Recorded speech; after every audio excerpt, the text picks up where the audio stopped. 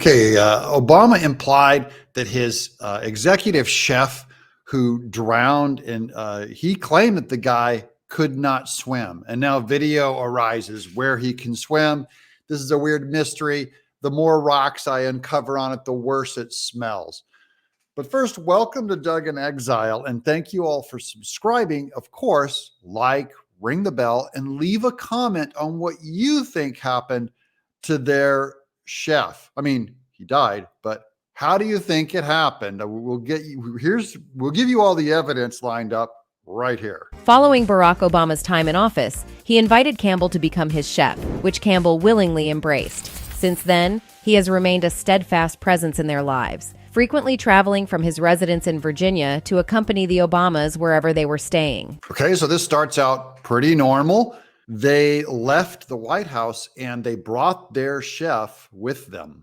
Mysteriously disappeared from the house. Upon speculation, it was discovered that Tafari Campbell tragically passed away over the weekend near the former president's Martha's Vineyard residence.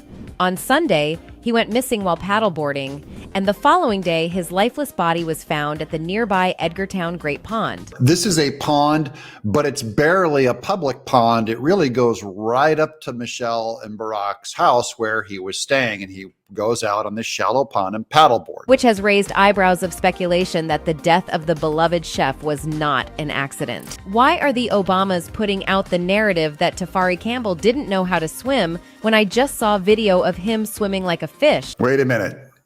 They said he can't swim, but we have video of him swimming like a fish.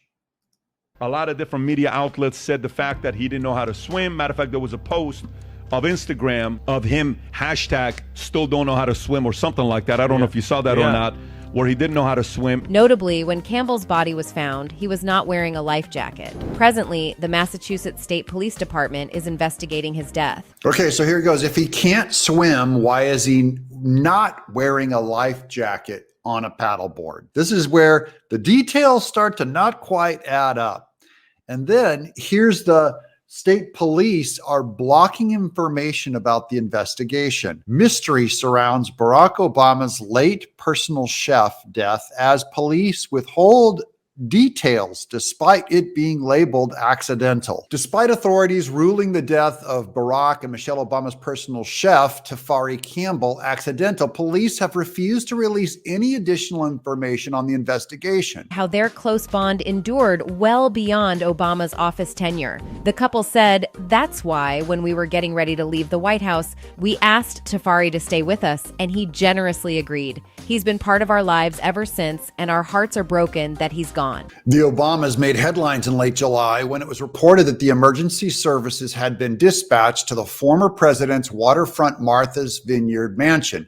Emergency crews searched for Campbell, a father of two who went missing in the water while paddleboarding on Edgartown Great Pond. His body was recovered from the water near the Obama family home on July 24th. Pointing out that this was not the first instance of a White House chef passing away by drowning. The death of the chef has taken the internet by storm. When the 911 call was initially placed, Campbell was described as not wearing a life jacket when he went into the water and struggled to stay afloat despite his death being ruled an accidental drowning. Massachusetts police have kept details on Campbell's death under wraps. That's the weird part. Law enforcement cited an, quote, ongoing investigation, unquote, as the reason for withholding information. And we saw this on the last video. This is what people use as excuses to delay justice.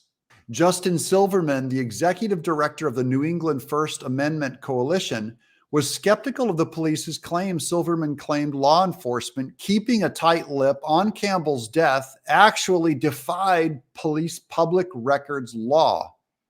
He said the police had a burden to support how the release of additional information could compromise their work. And then this is the video of the chef actually swimming laps that he posted on his own Instagram. He's doing a backstroke here.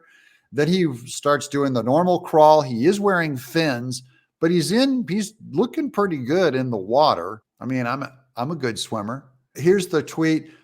from Reed Cooper. Barack Obama's White House chef, Tafari Campbell, wasn't the first house chef to die by drowning. And this is where it gets weird, guys. In 2015, it was determined that a White House chef who was hired by then First Lady Hillary Clinton, Walter Scheib, also died by drowning. In 2015, Chef Walter Scheib also tragically drowned in New Mexico as the head chef, having been hired by First Lady Hillary Clinton. Well, that's two chefs who've been Hillaried. Don't forget to like, subscribe, and ring that bell. Thank you guys for viewing. I don't take it for granted. I'm going to work hard for you guys. Thanks for letting us bring the news. And you've really helped me out a lot. This is Doug in Exile.